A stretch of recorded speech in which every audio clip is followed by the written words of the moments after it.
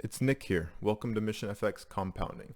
In this compounding course, you're going to be learning how to start a small account and relatively quickly grow that small account to at least 10x in 30 days or less. Now, I know you're really excited to get started, but first we're going to cover these things here in order. The first thing is proper expectations, and then everything else that you see here below. But we'll get to it step by step here. So first, let's cover some proper expectations here. I want you to know that this process of learning how to compound small accounts and grow them really quickly, it sounds great, right? But it's not easy. It's one of these things you have to take the time to learn. So I want you to know this is a process that requires you to take the time to learn and then apply this material.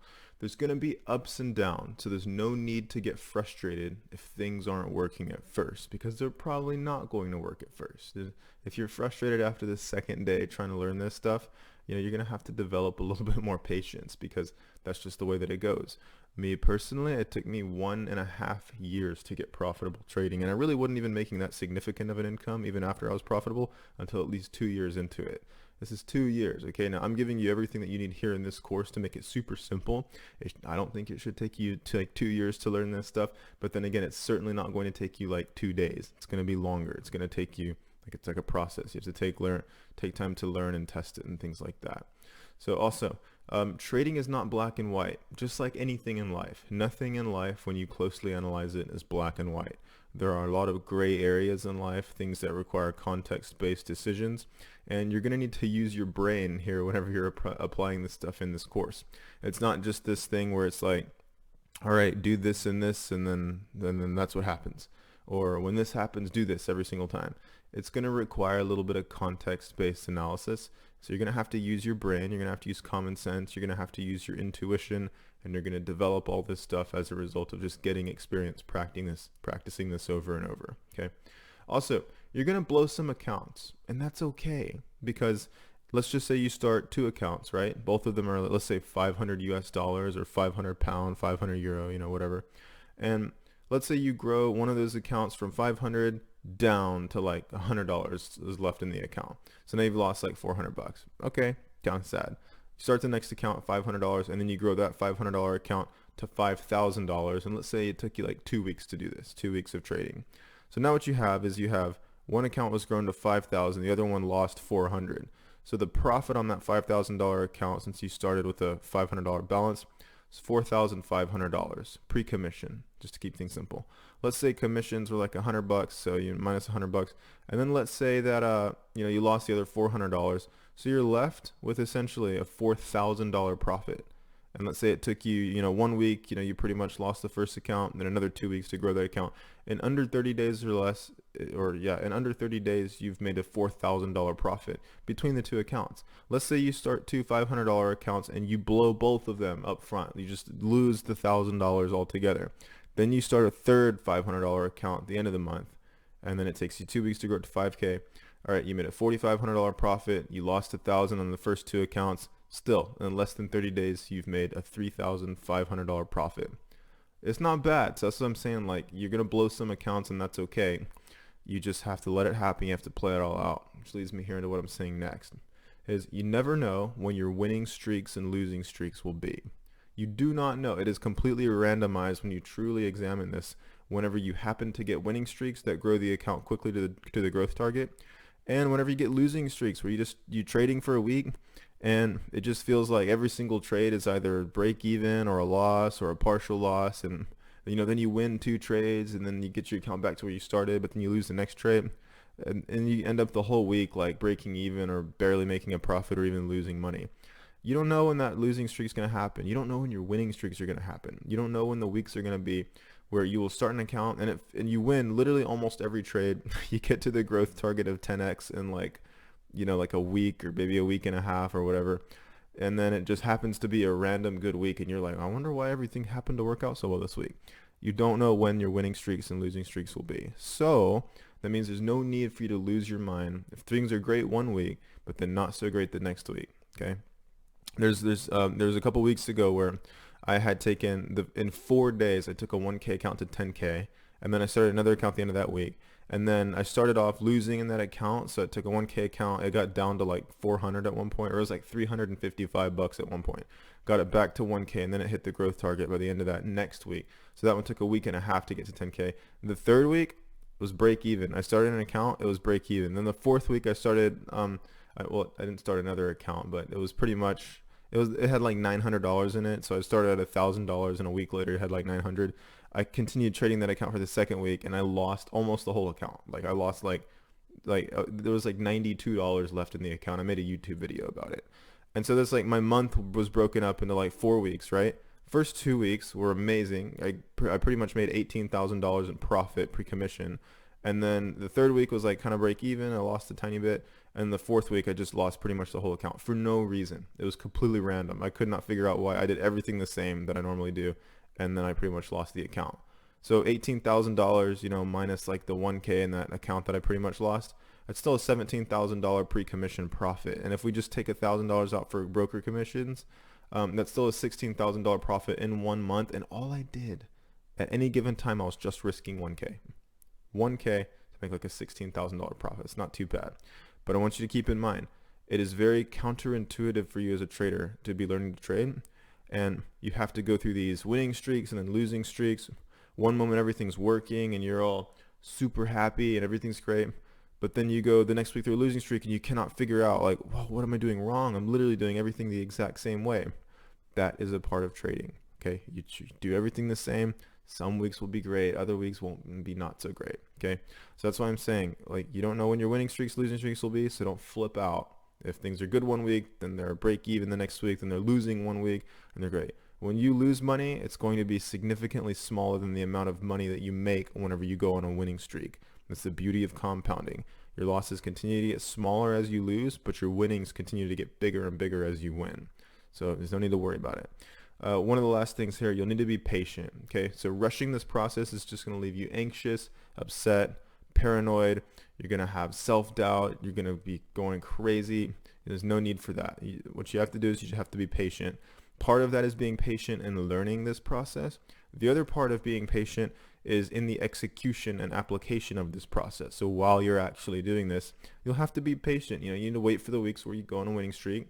The weeks where you go on a losing streak, don't get down on yourself. Just let it happen, to whatever. And then, just keep going through the process. So just go through it step by step, nice and slow, and just learn everything and get experience with it, okay? The main thing here from this whole thing about the proper expectations is to just relax, okay? Everything is going to be okay with time. All you have to do is just continue learning. Eventually, when you get it, even if you just get it right by accident one week and you grow, a $500 account to 5K, $1,000 account to 10K, $2,000 account to 20K. If you just get it right once, that wipes out 9 other tries. So if you start 9 accounts, each having $1,000 in them, and you lose the entire account 9 times in a row, all you have to do is have it to where you take one account from 1K to 10K, and then you break even. Like, that's pretty good risk reward if we're looking at it in that perspective. And are you going to lose 9 accounts in a row? I mean, you could, but that's really unlikely, especially if you're doing the stuff that I teach here in this course. So just chill and relax. Everything's going to be okay. All you have to do is learn how to do this. And once you learn how to do this, you only have to get it right once every now and then, and you can still make money. Even if you're losing a lot of accounts, you'll still be fine. So what I'm going to get into right here is it's time to chill out, and we're going to be going over meditation. Now, I don't want you to think that I'm some sort of like woo-woo, like Sadhguru guy who's like, we're going to do meditation. We're going to get up, dress up like a monk, and then we're going to like sit down and meditate all day. That's not the point of this. Now, I'm going to go over real briefly here. I have a 1-hour section in the Mission FX full program on this, but I'm going to dice it out here and do about a minute here for this course just because it's that important. So here's why meditation helps, and I'm also going to show you how to do it. So why it helps. Let me give you an example. You're sitting here in front of your computer. You probably have distractions. You probably have your phone sitting nearby. You might have the door to the room open, and even if the door to the room is closed, there may be other distractions outside your house or throughout the rest of your house that may be having your attention. You may have like stuff sitting on your desk or stuff near you that distracts you. You may have thoughts going to your head that are distracting to you, and you're thinking about like, what am I going to do for dinner tonight? What is my, what do I have to do tomorrow? I have to do something tomorrow that's stressing me out, blah, blah, blah.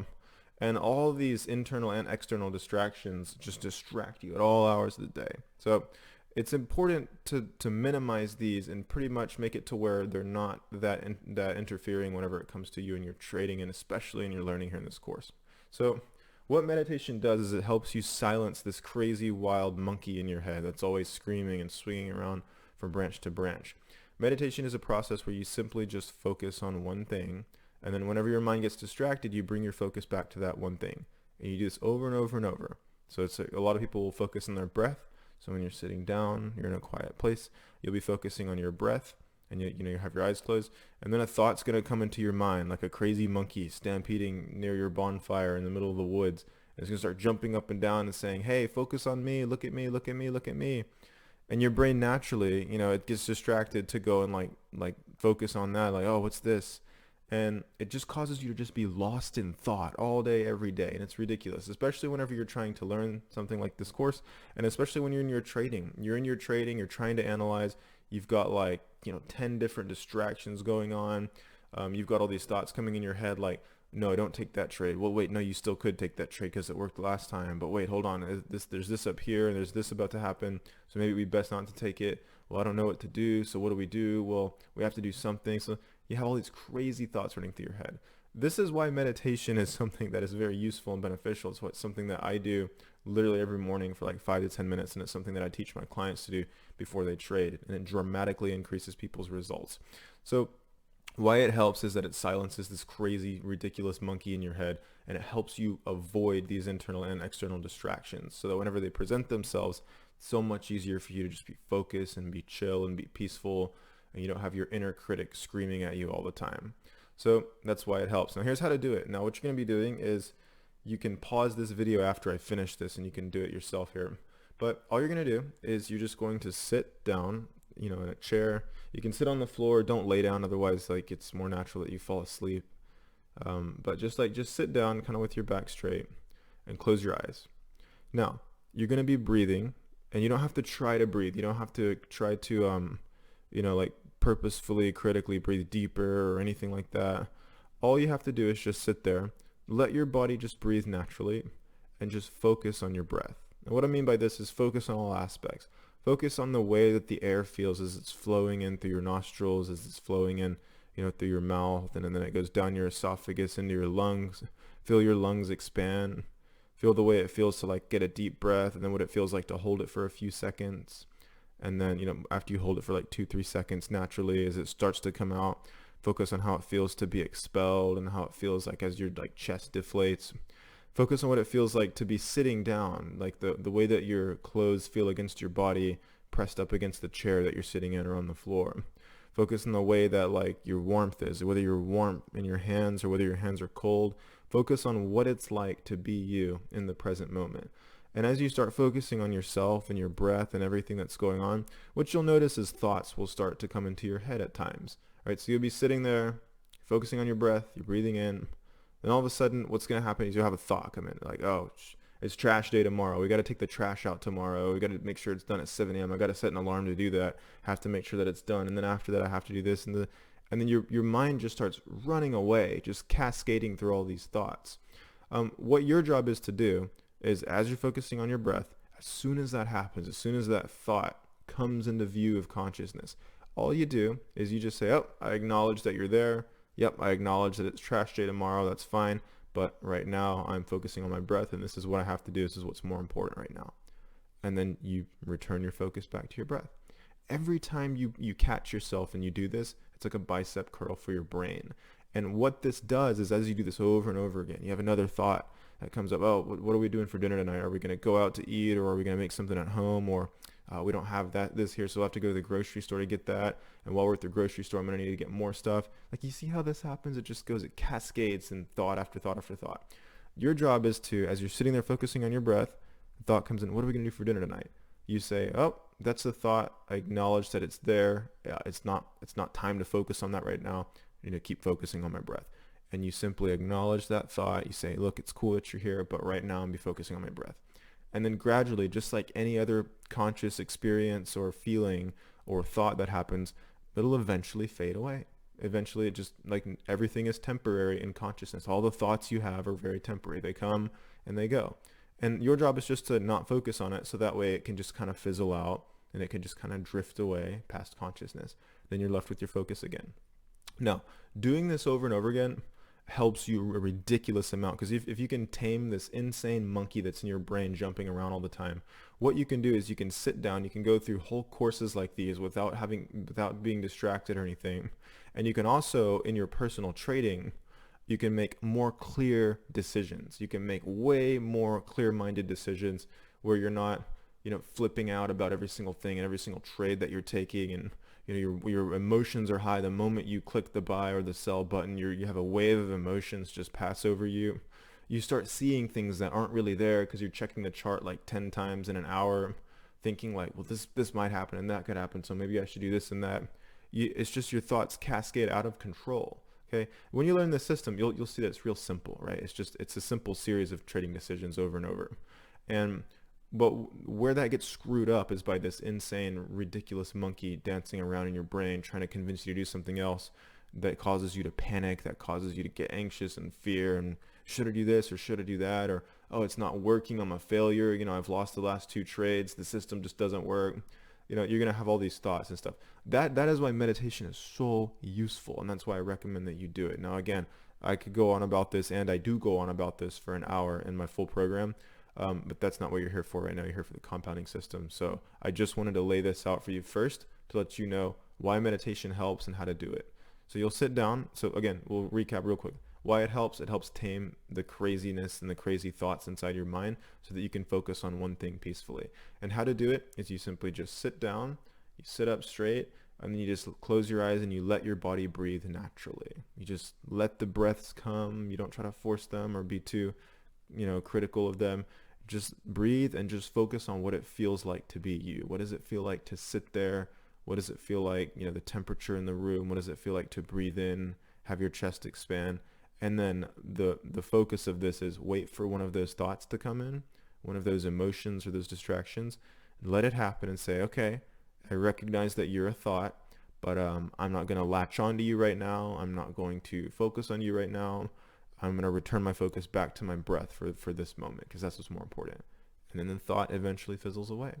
If you have a ridiculous amount of crazy thoughts coming on through your mind, then you have the most to gain through meditation. And all you have to do is just sit down and do this for about 10 minutes. That's it. So it doesn't take an hour. You don't have to sit inside a temple and do it for like 6 hours every day. Just 5 to 10 minutes will do it. And I recommend 10 minutes. But you sit down, you can set like a timer on your phone or something like that, and just focus on your breath. Breathe in and out. You'll notice that this calms your brain like to a ridiculous degree, and especially the more you do it, the better you get. And and as you keep doing this, you'll notice that you start to make more clear-minded decisions when trading. So that's meditation. That's why it helps, and that's how to do it. So it is time to chill out. So if you would like, not if you'd like, I recommend that you do this right now. Obviously, I can't force you because this is a video, but I'd prefer that in 5 seconds, you pause this video and you do this for yourself. All right, if you paused the video and you actually did this, welcome back. If you didn't, I hope you're in a peaceful mindset right now, because you're going to need to be peaceful and clear-minded going forward. So we're going to go over tools. Now here's what you're going to need for your tools, okay? You're going to need a TradingView account, and this is a subscription. There are free versions of TradingView you can use.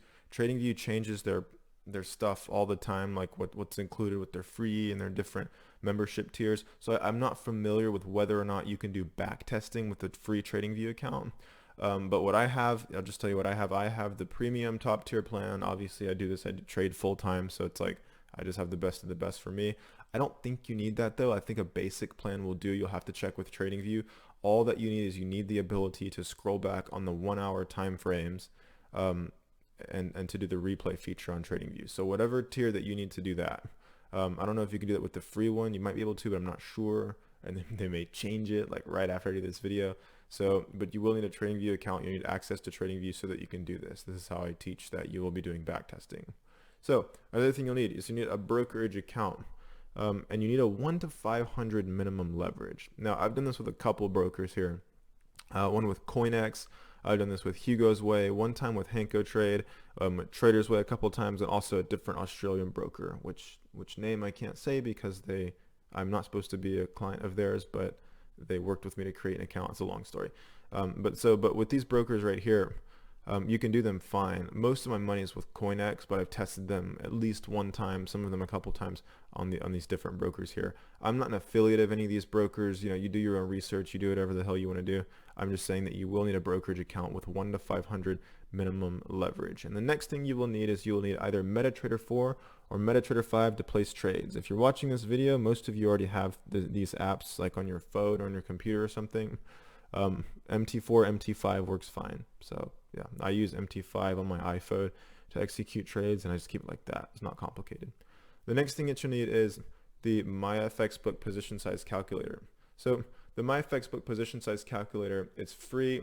All you do is you go to myfxbook.com. It's this link up here, Forex calculators position size. Just type in like on Google like MyFXBook position size calculator and it'll pop up.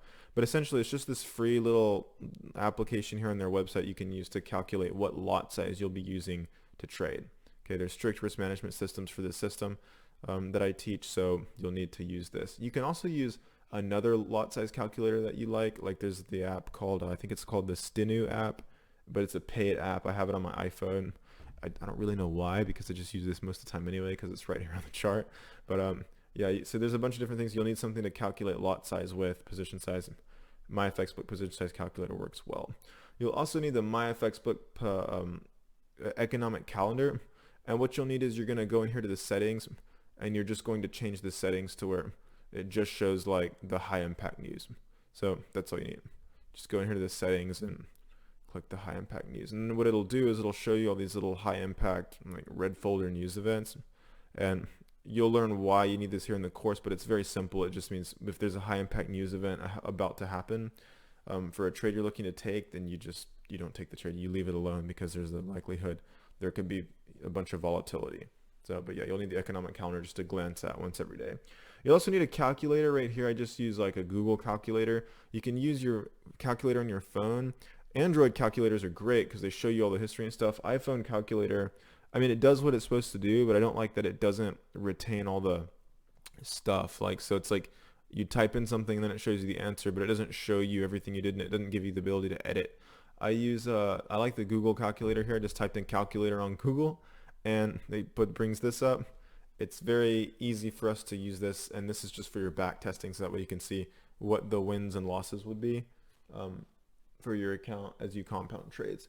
So that's it. That's what you need. You need TradingView brokerage account, MT4, MT5, the 2 FXBook tools, a calculator. And if you're good at math, you don't need a calculator. And if that's just how you like to flex, it is okay. If you can just do all this math in your head, like, you know, like $644 times 0.8 and then do that times 1.5, and you're just good with that, whatever, like whatever suits you. If you were just that cool, I just, slow clap for you. Good job.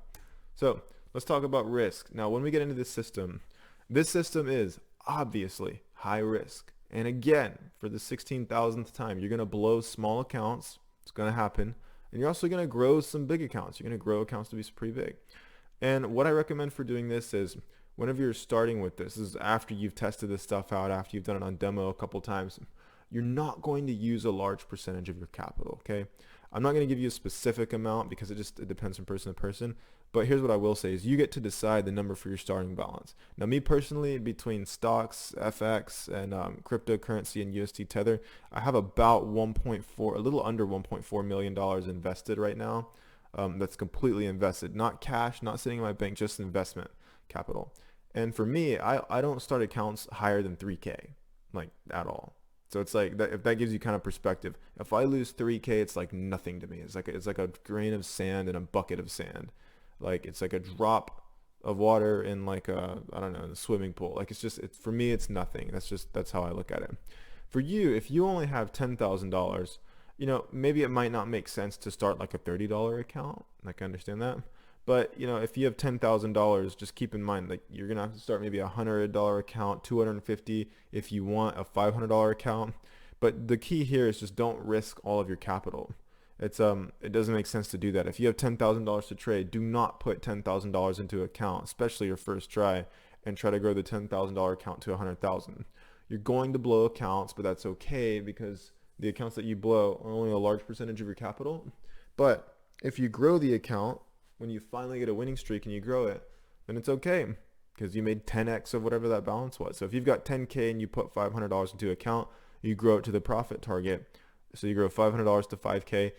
That is amazing. You know, you've made $4,500 in profit. That's sweet, right? You've pretty much grown your 10K capital 45%. You've done it in a very small amount of time, risking only $500 up front. That's freaking ridiculous. That's awesome. Okay, so that's why I'm saying don't use a large percentage of your capital. You get to decide the number for your starting balance. Just make sure it's not ridiculous. Like, don't risk like half your capital, put it into a small account and try to trade.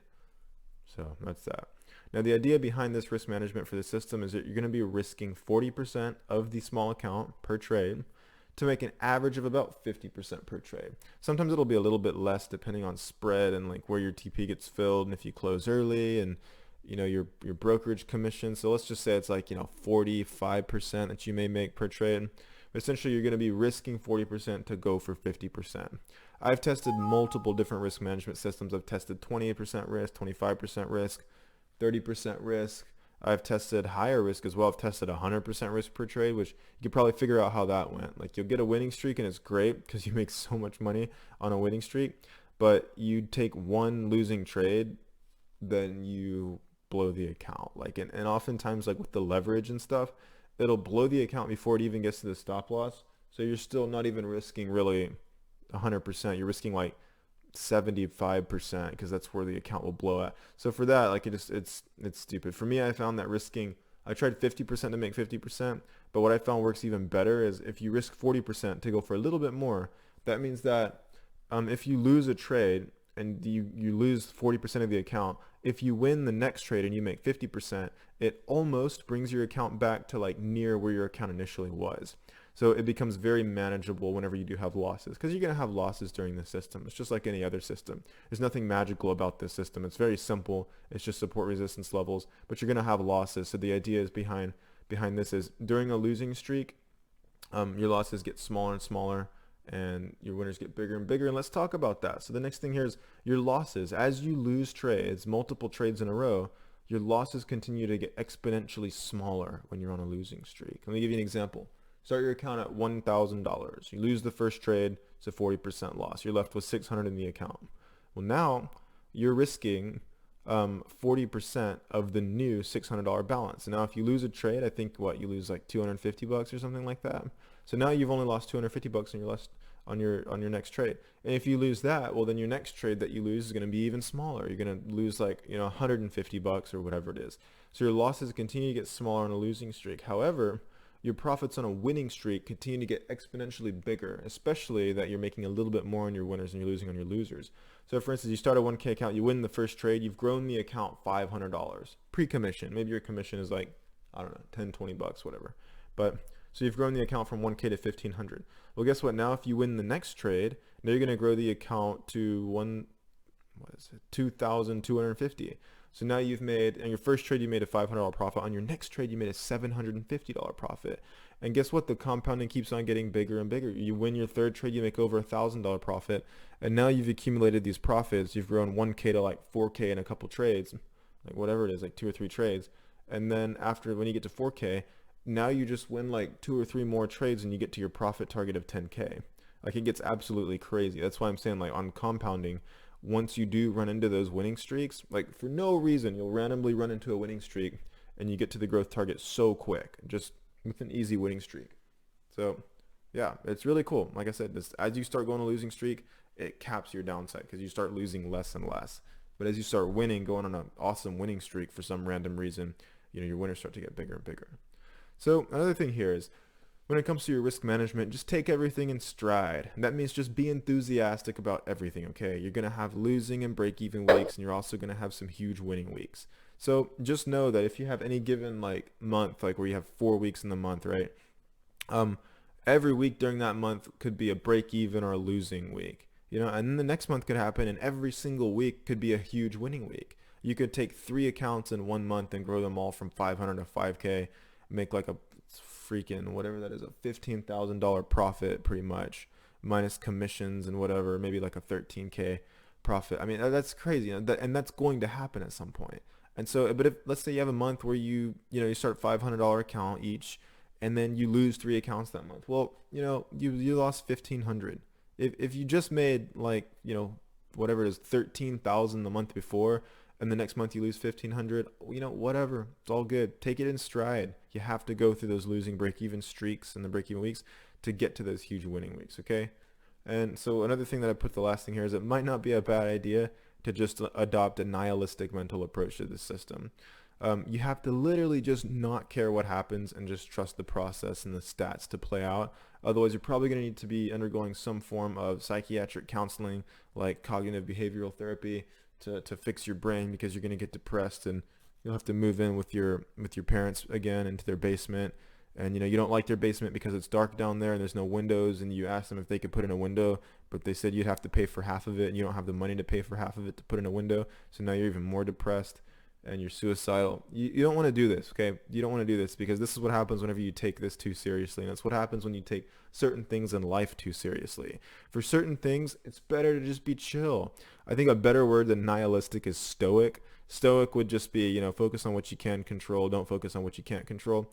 Nihilistic is more of a mental approach, like nothing matters because we're all going to die someday, and then the universe is going to end in like whatever it is, 1.5 billion years from now.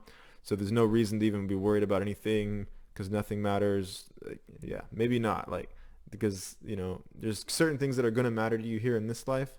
But so maybe nihilistic isn't the best word, but I use this here just to hammer home the point. Like, you have to just not care. Like, you're going to win. You're going to run on winning streaks eventually. Even if you suck at trading, you may not run on as many winning streaks as if you get your skill set developed, and you can have more often win streaks.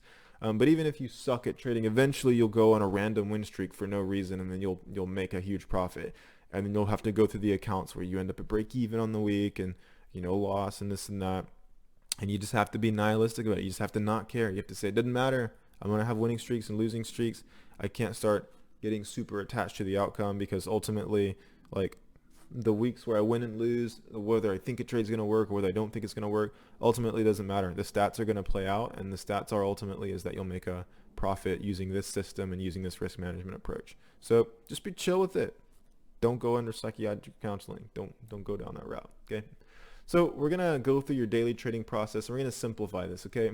Here's pretty much what you're going to do. And we're going to go into more detail about this step by step, but just to keep it real simple for you so you're not blown away with how crazy things can be. So number one, you will start at the beginning of the day by checking the economic calendar for any major news events. Are there any red folder or high impact news events for the pair you might be trading? All right, cool. Don't enter a trade 1 hour before or after the news event for the affected pair. So if there's non-farm payroll news for the US dollar, it's a good idea generally not to enter a trade about an hour before and then about an hour after the news event. Let the market, let the volatility and the momentum and the volume pick up, and let it spike around and do whatever stuff. Don't trade a break and retest on the 1 hour chart of USD CAD right before a major USD news event. Another thing here is if we go in here to economic calendar, this would be like a perfect example. So, at 2:30 on April 1st, a couple days ago, this must have been like Friday or something. Yeah, so there was unemployment rate at 2:30 for the euro and also for the CHF. So if you were trading a pair like euro JPY or USD CHF, it's okay if you're already in a trade. If you're already in a trade, just leave it alone, let it play out. However, if you're about to enter a trade, it's generally a better idea to just pass up the trade and not really do anything until the news event has passed. So whenever you check the chart, you're going to make a note about, all right, I need to keep in mind that from 2 p.m. to 4 p.m. or whatever this is, it could be 4 a.m. I guess. Yeah, no, it's so 2 a.m., 4 a.m. my time. This right here, there's going to be all this euro and CHF news. I should probably not trade anything that has the euro or the CHF in it. There was one GBP news event right here. So you'll just look through all this. You look through all this. Literally last week at 7:30 a.m., there's non-farm payroll, so it's huge NFP news event that spikes the US dollar all around. Everything just goes insane for like 15 minutes after the NFP news release. You could say, all right, well, I'm not going to be trading anything with USD here in this situation. So yeah, and like I said, if you're already in a trade, in most cases, you can just leave the trade on. until you get a little bit more experience and start to kind of see how news will affect trades. Then maybe in the future you can start making decisions like, all right, if there's a news event, then maybe I can close my trade early, or do this or that, whatever. But you don't have to do that for this system. It really, if you're in a trade, you can just leave it alone. Okay. Now I don't want you to adopt that and say, oh, this is a black and white rule. If I'm in a trade and there's a news event, just leave it alone. What I want you to do is say, okay, for now, let's keep it simple. Let's just leave a trade alone if I'm already in it and a news event starts to come along. For now, it's not bad advice. Just let it play out to keep things simple. But what I am saying is don't take that as a black and white rule. As you start to get experience, you'll start to notice which news events are likely to move the market a little bit more. This only comes with experience. It just comes with you looking at the chart every day, looking at the economic calendar, and then seeing what actually played out on the chart. Then you can start being able to like make these little intuitive decisions like, oh, there's NFP and I'm in a USD trade that's sitting at break even right now. Probably be a better idea to just close my USD trade at break even early and just let the news event pass, then maybe get back in at a later time if there's another setup. You're going to learn all this with time and experience, but the general rule of thumb is don't enter a trade for a high impact news event right before or right after a news event. And I gave the 1 hour time frame there. So about 1 hour before, 1 hour after will usually keep you good. That's flexible. Sometimes you can trade right up until like 15 minutes before a news event. Sometimes you can enter trades as early as like 15 minutes after a news event. But I put that in there just to kind of give you a little framework. So that's that. So then after you've drawn up the news and you've seen through the news for the affected pair, what you're going to do is you're just going to draw and then adjust, if you already have them, clear and obvious H1 support resistance zones near where price is at on the chart.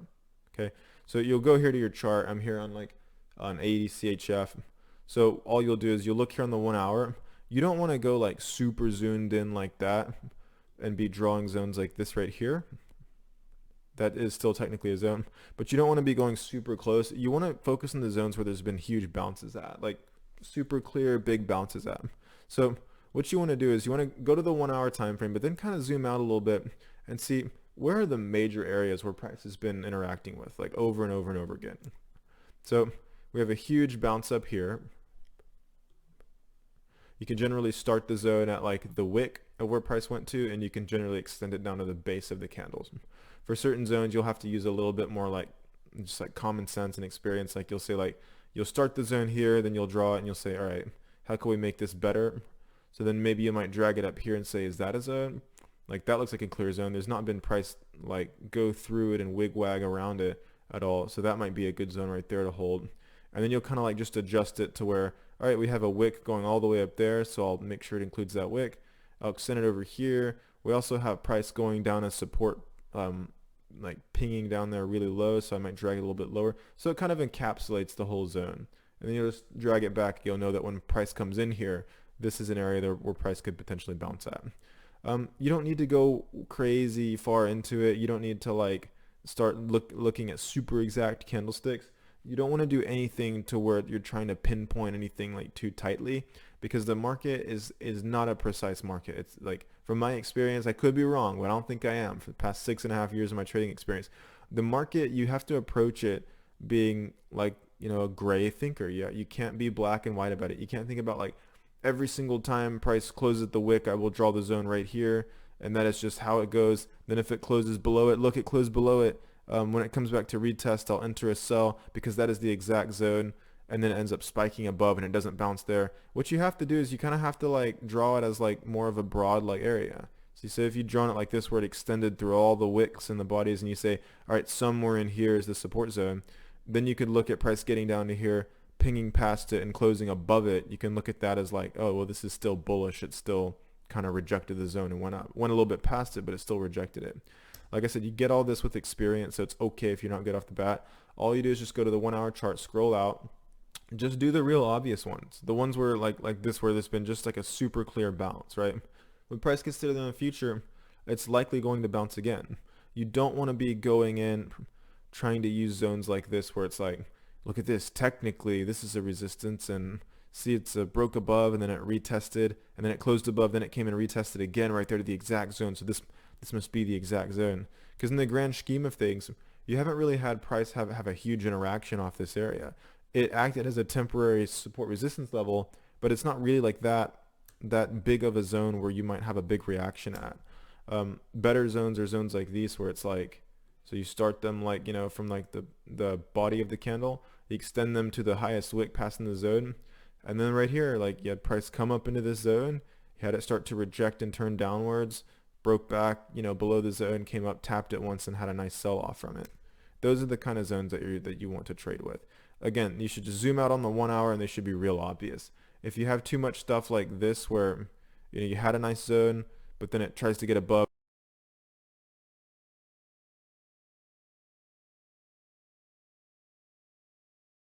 if you have too much stuff like this where you had a nice zone, but then it tries to get above, then it comes back and it goes back and forth over and over, those are generally not as good to trade off of. They'll give you more false entry signals. But the zones like this, where it's just like a clear resistance, like it just bounced there, came and bounced super clearly again in the future, and then right here is when it started to get kind of sloppy.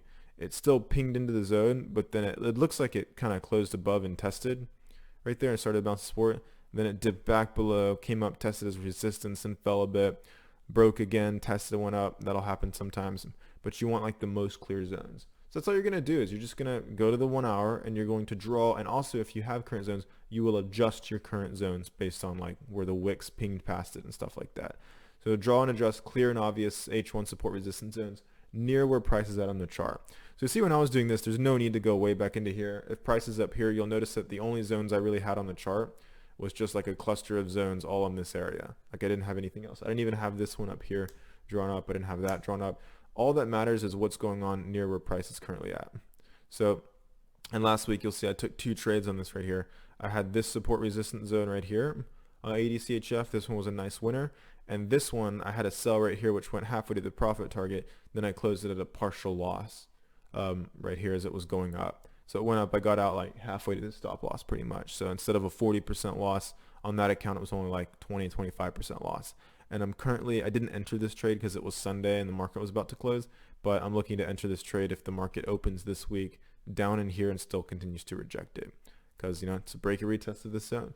Again, you'll learn these trading rules. It's super simple. We're about to go over them, but you just want to focus on like the most clear zones where prices had the most clear bounces. For instance, I didn't have this zone drawn in here. When I started, price had broken and retested. As I saw it rejected there, and then it started rejecting here again and again, and that third time, I went ahead and put a zone right in here. I started from the closure of the candle up there, and I just extended it down to the lowest wick, and that's it. Just have it go from like the closure of the highest candle to like the lowest wick, and vice versa for resistance, like the closure of this candle right there all the way up to the wick, and just have it, because that way like if price comes right there into it, it can still reject. It could also go a little bit further into the zone and still reject. It could even pin past the zone a little bit and still reject. You don't want to be like getting so confused, like I put the zone right there at the closure, now look, it technically went above and then it tapped up here as support, and now it's trying to bounce and now it's going, you don't want to get yourself in that situation. Just be chill with it. Just extend the zone. Doesn't have to be exact. Price can come, it can bounce at the bottom, it could go a little bit further up and then bounce.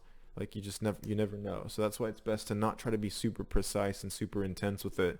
Just draw where the super obvious areas that price are bouncing at. You don't need to find every single little tiny support resistance zone and try to always catch every single move. You don't need to do that. You know why? Because you can trade literally all these pairs that you see right here on my chart. These are all the pairs that I trade. You could trade even more than these as well. I don't trade indices or gold or anything. With this, I just use FX pairs, and most of them are just the major FX pairs. But you have so many opportunities that it's best to just be able to look at a chart, and if you don't see a clear zone within like 5 seconds, just leave it alone. Like if you have to start doing weird stuff like this where you're like, well, this technically is a zone, you see, because look, like it rejected and then it was support and then it was resistance and resistance, it faked out above, then came back in resistance. That's technically a zone, but what's so much easier is just drawing a zone where there's been big bounces where nothing weird has happened. That right there is a pretty reliable zone.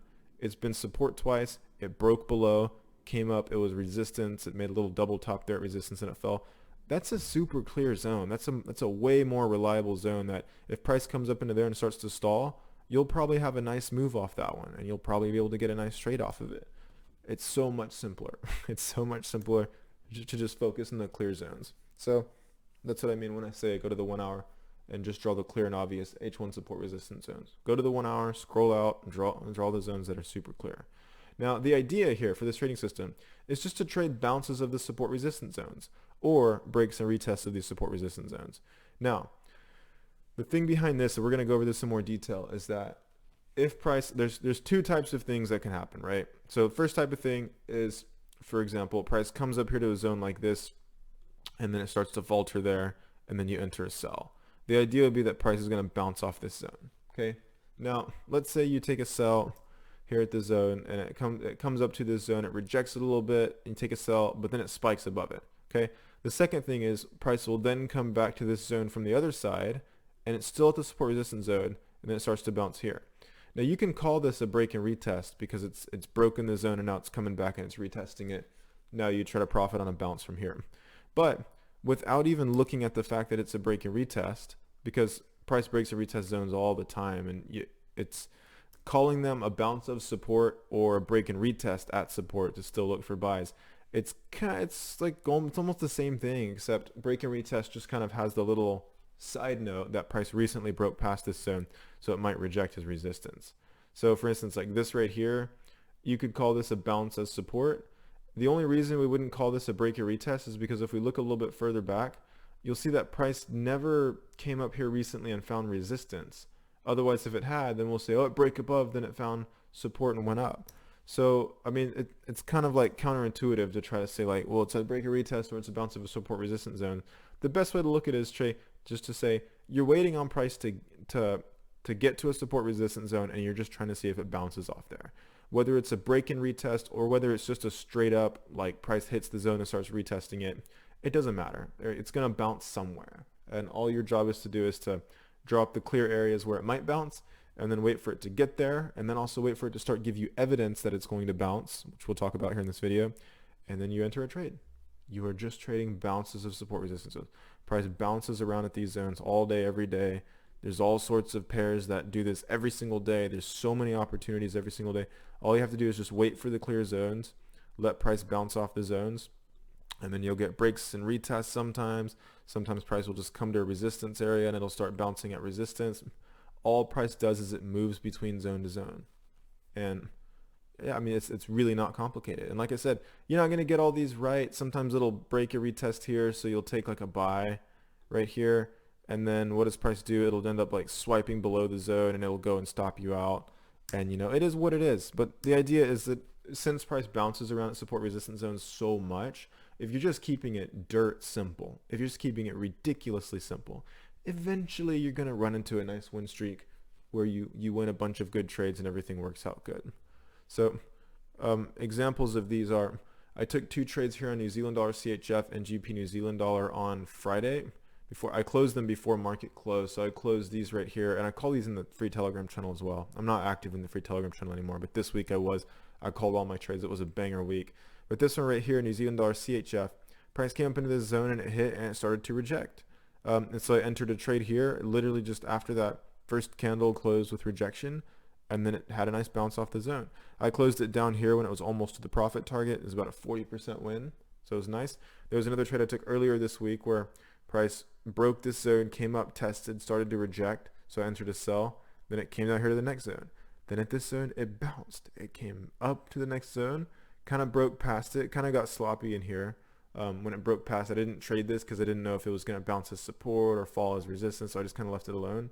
But it just bounces at this zone. Then it came back below, tested, came to the next zone, tried to bounce there but broke below, then retested and rejected. I was asleep, so I didn't get to take this trade. Then it had a nice bounce off the zone. Then it comes back to this major zone, then it bounces again. That's why it's important to just only use the major zones, because the major zones, and it looks like I even missed this trade here. Wow, that would have been such a nice trade. See, this is what I'm saying. It happens so often. You just focus on the most obvious zones. Price bounces around them so much anyway that if you're doing that and you're combining it with like a reasonable take profit and stop loss, and you're also compounding, eventually you're going to have streaks where you just bang it out all week and you just win almost every single trade. So there was that. There's also GBP New Zealand dollar. I took this and I closed this one just below the profit target. This was like a 45% winner. It was pretty much at the target when I closed it, but I decided to get out to get flat for the day. But what was this zone? It's super obvious to see, but it's like this zone right here. Support twice, broke, found resistance, broke back above, found support. I waited for it to come back here again, hit the support zone. There was one bullish candle closure. As soon as that candle closed, I entered a buy, and it just went up to the profit target. I mean, it's so simple. Like, it's just the same stuff over and over and over again. There was I believe there was more trades last week. So there was one trade here. There was GBP AUD. So this one, right here, I took this one, and you'll see it was same thing, a support resistance zone, right? So it was going sideways, came up, rejected this zone, came pinned with rejection. I entered a sell, ended up going sideways halfway to the target, but it ended up spiking above, and it went and hit the stop loss while I was asleep. You know, that happens. The next day it came down, hit this zone, started to reject it. I waited for it to pull back, entered a buy. It pinned pretty far against me and almost went to the stop loss. So when it came back to the entry, I closed at break even, but this would have gone pretty much to the target, to the next support resistance zone. Then it fell. And then what did it do? Came back to this zone, came and tested it, and it bounced already twice at this zone. And also there was another trade down here which I didn't take because I was asleep. It's freaking crazy. Actually, no, I didn't take these because I was already in GBP New Zealand dollar buy, and you can only be in one trade at a time per account. I was in like 4 trades at the same time on different accounts. So this right here would have been another good trade. Support, support, broke, found resistance, broke back above, found support again. It's just the same old stuff over and over and over. Okay, so yeah, and there's another one here, break and retest above this resistance zone. You see, if you just use the clear zones, a lot of the times you'll have winners, and whenever you have losers, it's cool. You know, you lose less on your losers than you make on your winners, so it's fine. So what you're going to be doing here is you're simply going to wait for price to get to one of these zones, and you can use alerts if you like, so that it lets you know as soon as price gets there. And then once price is out of zone, you'll wait for a convincing H1 candle illustrating that price is rejecting the zone. So how does this work?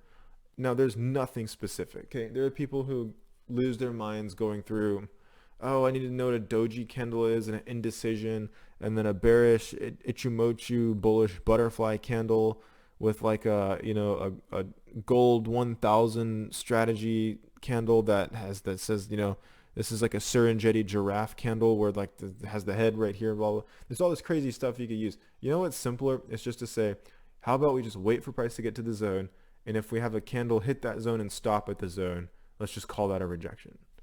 It's so simple. You don't need, it can look like, you know, a bearish candle closing away from the zone.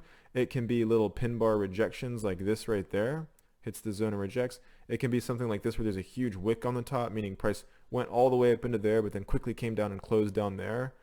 It can be something like this where it's like hits the zone, bounces and has a bullish candle closure away from the zone like that. It can be like this where there's a smaller little wick and a bullish candle closer. Essentially what you don't want, the only thing you're looking to not happen is stuff like this right here.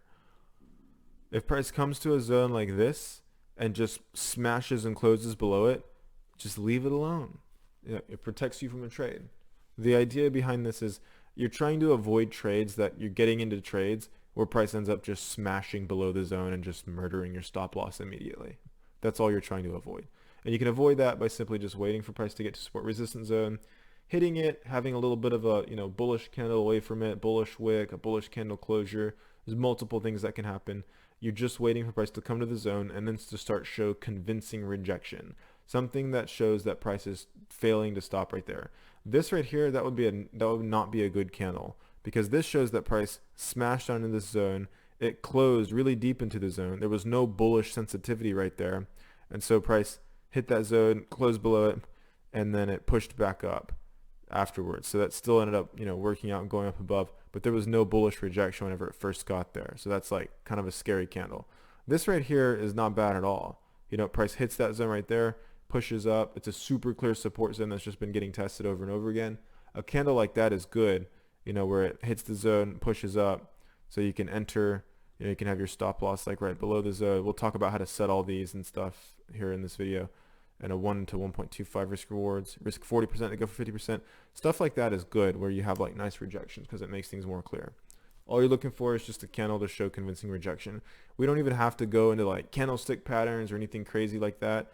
Just use some logic. Like if price gets to the zone and it looks like it's hitting the zone and bouncing away and it closes with a convincing rejection, whether it's a bullish candle, bearish candle, or whether it's some type of wick that gets left at the zone, all those are fine.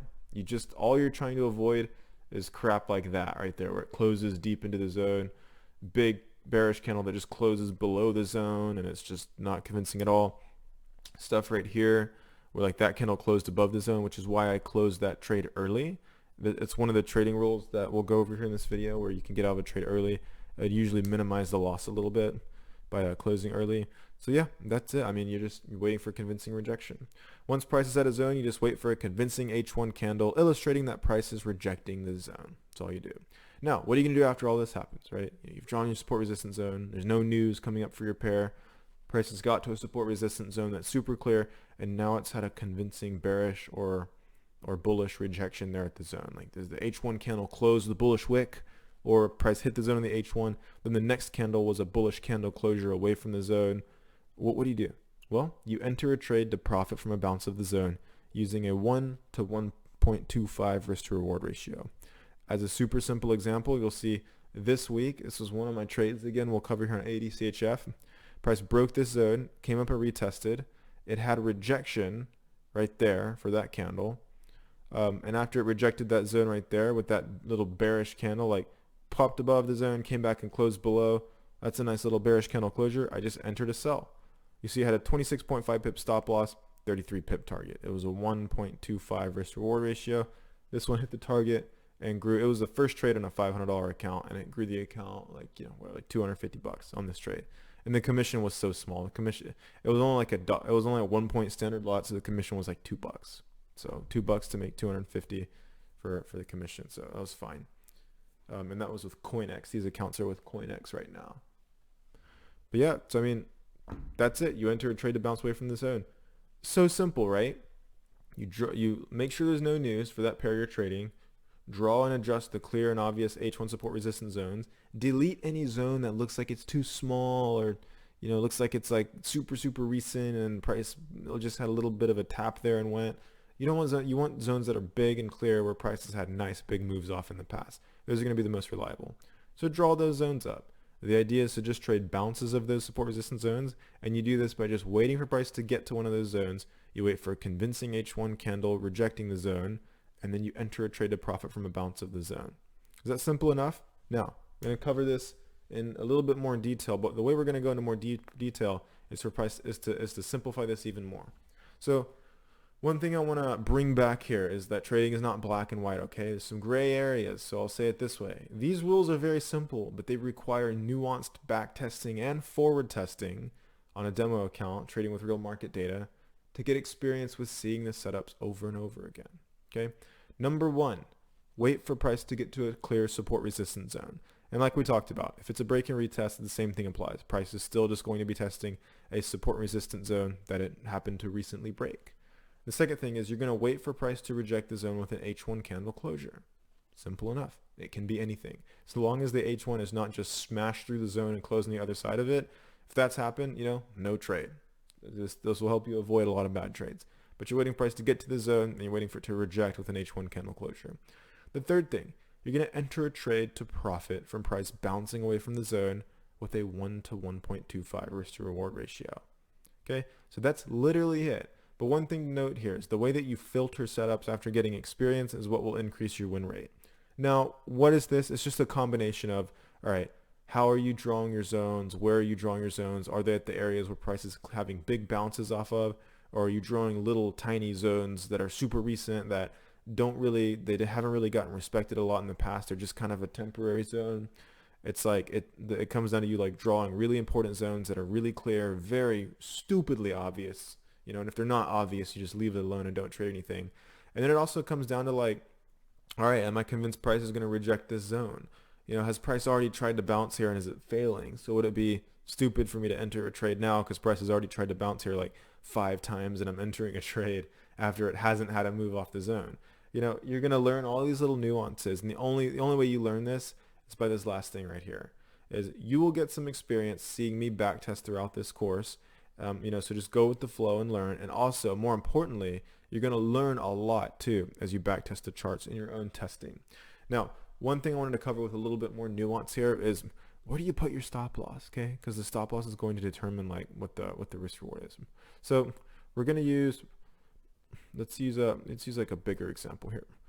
So I'm cherry picking one that worked out easily just to illustrate this, and then there's going to be all sorts of stuff happen when we actually backtest, because it's harder. It's actually harder to backtest than it is to forward test with real market data. Because in backtesting, you typically have to think more quickly because you're just trying to get the data, go to the next trade. But whenever you're actually trading in real market data, you have so much more time to think. You have so much more time. You check the charts once per hour for 30 seconds, and then you have time to think and wait for the next hour, this and that. Anyway, let's say you had this zone in the chart, right? Came up here, this is a perfect little trade. It comes up to the resistance, starts to reject on this 1 hour candle. So after this candle right there closes like that, what you do is you're like, all right, perfect, I'm gonna enter a trade. It fits all the rules. Price has come to a super clear, obvious support resistance zone. It showed that there's bearish rejection on the 1 hour. Why? Because it hit this zone, went far up into it, and then it pushed down and had a bearish closure. And then third thing is enter a trade to profit from price bouncing away from the zone. All right, perfect. So this trade, the entry would have gone right there after the candle closed. You'd look for 30 seconds. You'd see, all right, cool, the candle closed. Enter a trade right there. And your stop loss. Here's how the stop loss works. You want your stop loss right on the other side of the zone. You do not want it right on the other side of the previous candle or something like this.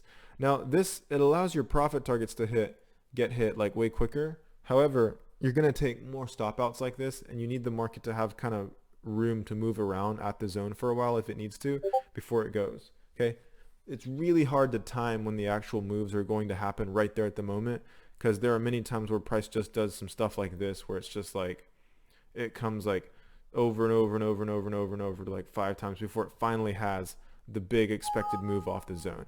You don't know when that's going to happen. Okay, there's a million things that impact that. Technical analysis, fundamental analysis, people entering and exiting positions, what's happening, is it a profit taking zone? There's a million things, right? So it's best to just not even worry about it. The best way to go about this is say, I know that price has come to a zone where it's had a previous big reaction before. It's now there a second time, and it's now starting to react at that zone. Now I'm just going to enter a trade to profit on a bounce from the zone. So if you enter a sell right there, a good idea to put a stop loss would be put it out here. Okay. Now there's no exact amount of pips, put it 20 pips away from the close of the candle, or put it 20 pips away from the top of the zone that you've drawn, or do rock, paper, scissors, and then do 15 pips if it's paper and 20 pips if it's scissors. There's no exact way. The idea that you want to have when you're approaching this is you just want your stop loss to be a good distance from the zone. And this is for 2 reasons. Number one, first reason is price could still come up here, spike a little bit above the zone, and as long as it pushes back down and closes below with a bearish candle, leaving a bearish pin bar, something like this, for example, if it leaves we'll have to draw it like this. If it leaves a pin bar like that at the zone, we'll say that's just a bearish candle pin bar. This is still fine. It's still rejected the zone, and sometimes that'll happen where it has that little spike above the zone and it quickly comes back. Okay, so the first reason you distance your stop loss like this is because you don't want to be stopped out on stupid stuff like that. Okay, still there are some times where price will have a huge whip past the zone, it'll come back leaving a huge pin bar. An example of that is probably like this right here, where you have this clear zone right here. If you're entering a trade based off a rejection of this zone, let's say it comes up here, let's say you enter on that one right there, you get an entry at the zone, you put your stop loss nice and high above the zone. Well, in this case it still would have worked out right there, but let's just say you entered right there on that candle, right? You have your stop loss distance above the zone. You'd probably put it somewhere right in there. In this case it would happen to be 18 pips. This one would have spiked you out, and then it would have come back and started to reject the zone and go down. Now, a cool part about this is you could just re-enter if something like that happens. You get stopped out, distance your stop further from the previous wick, and then something like this, you could still win most of your money back. You'd be almost back to where you were, before you lost that trade. So essentially break even. But still, that kind of stuff happens. It's annoying to take that first stop out because the full stop out is 40% loss. So yeah, especially gets annoying when you're almost to your profit target. You've taken your $500 account to $4,500, and then your next trade would leave the account at $6 or $7 grand, but instead you lose $2 grand on something stupid like that. Then it takes you 2 or 3 trades to get to the profit target. That'll happen, but still, it's best to try to avoid that by distancing the stop loss. So when you distance the stop loss, that's the first thing. You're going to take less stop outs. Second thing, you drag the profit target to 1.25 right there. Here's what you do next. Second thing that this allows you to do by distancing your stop loss is that if price pushes above the zone and has a closure above the zone, so I'm talking like, let me do my super advanced drawing skills right here. If you have a candle closure like that, okay, we're just going to pretend that that is a white bullish candle closure. What this indicates is that price is now broken and closed above the zone. It's closed above the zone, above all the previous highs right there. See, after this candle pushed above and closed with that wick, what you could have done is just kind of adjusted the zone a little bit to kind of include that price data right there. So price is now pushed above this zone. If it closes above the zone like that, something like that, what that tells you is, oh, price is now above this zone. We're probably going to either just continue ripping against me, or it's probably going to come back and test the zone and continue up. Now, it's not going to happen that way every time, but it will happen more often than not. You can see a perfect example of that happening here, where price comes into that zone right there, tests it, starts to reject. So if you entered a trade, let's say your stop loss was like, I don't know, like up here or something. After this bullish candle closure, you could see what happened is price ended up going right here. It ended up going even higher and would have stopped you out. And then it came back to the zone, tested, and started to bounce. And right there was like a nice little bounce right there. So even after you would have been stopped out on this one, you'll see most of the time after a candle closes on the other side of a zone, it'll come back and do that little bounce. This would have been a break and retest right there, would have bounced. You would have had your stop loss at a nice distance below the zone, take profit of a 1 to 2.5. So this would have been like right there. So in that case, you know, even at the previous high of that next candle, this still would have given you a little bit more distance for your stop loss. So, you know, that's fine. And if it closes below the zone, then you just close the trade early. Now, it's not going to happen that all the time that way. Like for instance, if you had your target way up here because your stop was for some reason like way down here, which there's probably no need to have it that far, but still it's a good distance away. If this candle would have closed below the zone like right there, you could have just closed the trade early at like, instead of the 40% loss, that's about halfway, it would have been like a 20% loss. There's still going to be times where you can't avoid it. It'll just whip down, hit your stop loss. There's nothing you can do about it.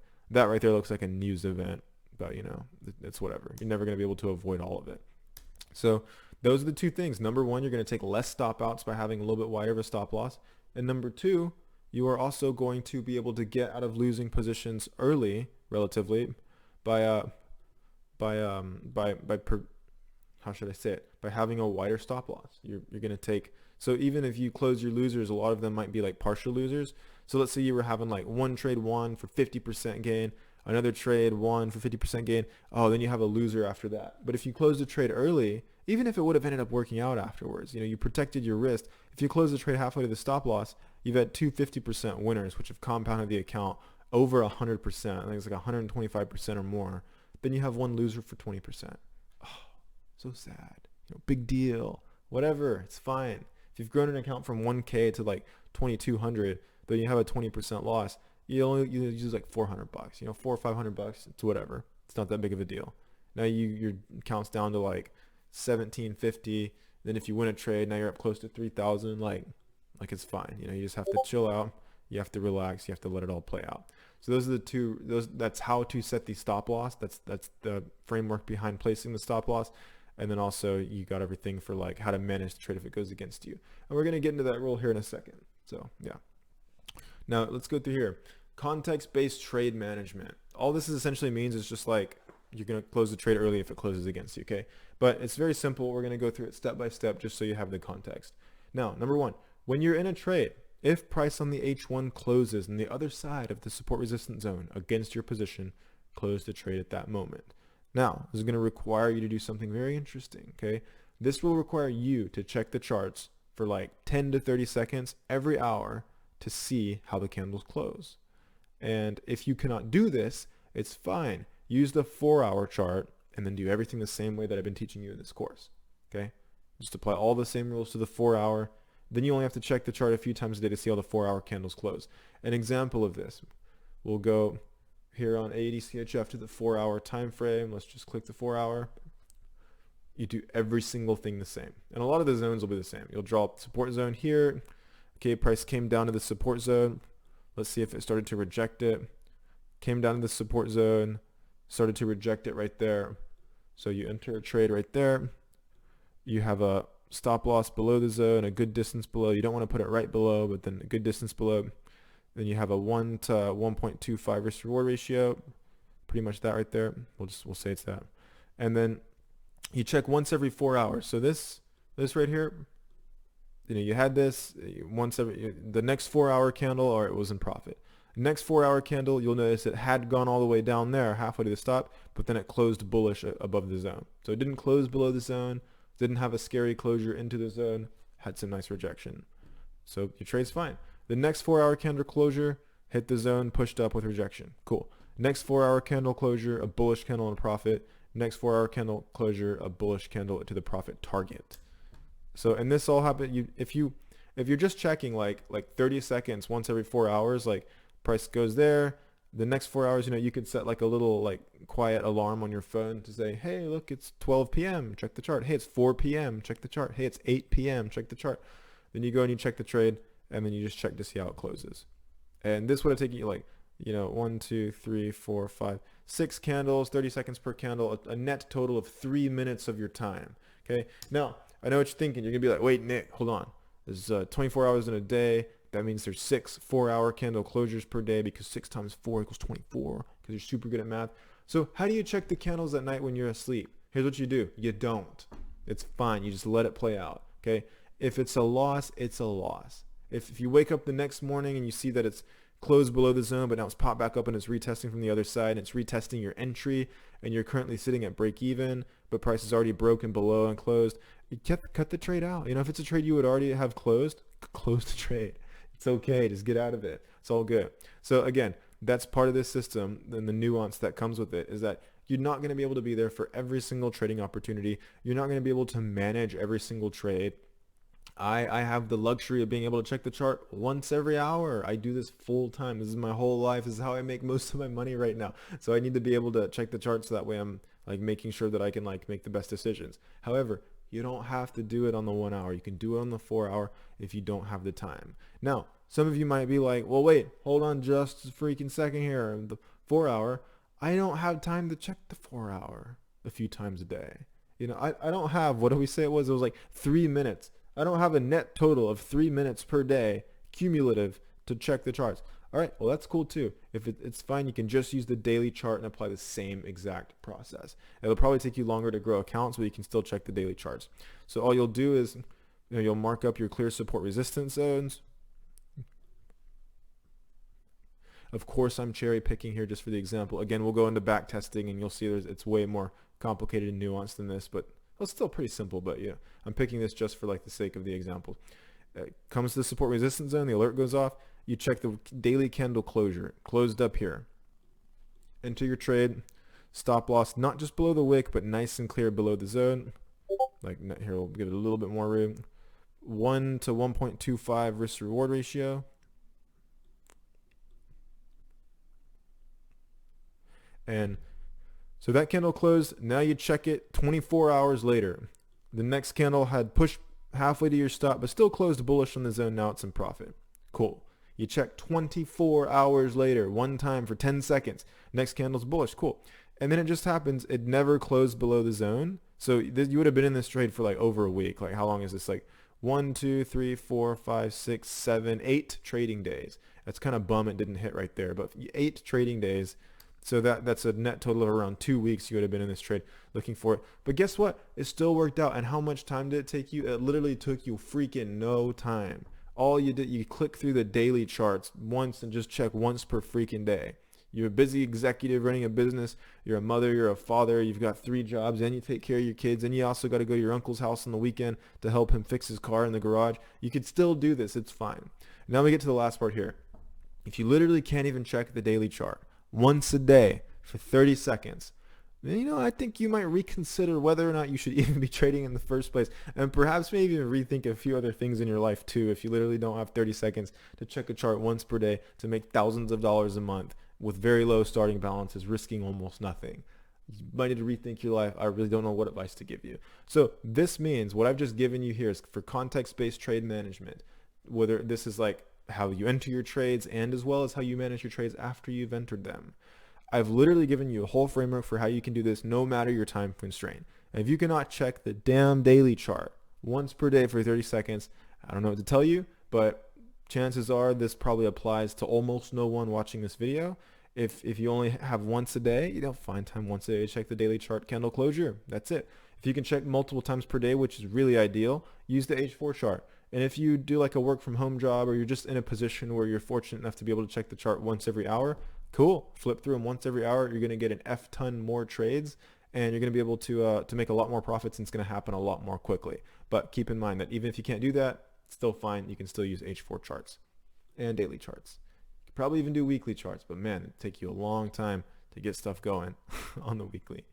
So the next part right here is we're going to be going over back testing and forward testing. Now, we're going to be using the TradingView. Remember that TradingView application? Most of you probably already have it, but if you don't, get your TradingView account set up. But we're going to be using the replay tool. And I'm going to cover how to use this, how to bring up this tool, how it works. Again, most of you guys already know this, but there's going to be some of you who are like, whoa, what the hell is the TradingView replay tool? We're going to go over all of this. It's all going to be fine. I'm going to show you. And what we will then be doing is we will then run through multiple backtest scenarios, okay? Now keep in mind, this is going to be so much easier in real life on a live account, and you'll see what I mean. On a live account or demo account, but I just say it's easier to do this in real life since you're going to have so much more time to be patient, to be chill and relaxed, to analyze, to make decisions. And whenever we do backtesting just kind of helps you get a baseline and an experience for the framework of how this works. Gives you experience seeing the same things over and over again, what works, what doesn't typically, gives you kind of a baseline for what to expect, and kind of gives you all the data and statistics that you can then use to do this. So things to remember: take your time and don't rush this process. For the 69th time, take your time and don't rush this process. Also, watch all of the backtesting videos that I have in this course. We're going to go through it over and over. Literally, it's going to be like muscle memory, except it'll be for your brain. So it'll be like mental memory, or it'll be like memory, where your memory has a memory of its memory or something like that. But you're going to watch all the backtesting videos I have in this course, and you're going to listen to my explanations for why I would or would not take certain trades based on the context. And what this is going to help you to do is going to be able to help you establish an experience. So that way you get to a position where you're being able to know which trades are worth taking and which ones aren't. And that's going to be a huge factor in helping you get these big winning streaks with relatively small losses in between. So without further ado, let's get to it. I will see you in the backtesting videos throughout the rest of this course. Hope you enjoy the rest of your day. Cheers.